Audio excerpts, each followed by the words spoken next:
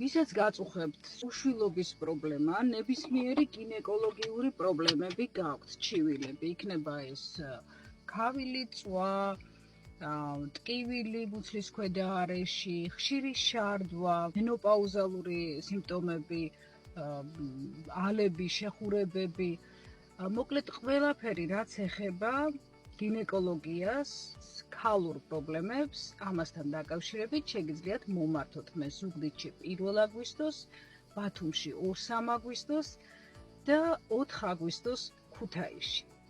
ხოლო მათ ვისაც საერთოდ არ გაქვთ არანაირი ჩივილები, შეგიძლიათ მომართოთ პროფილაქტიკური გინეკოლოგიური კვლევისთვის.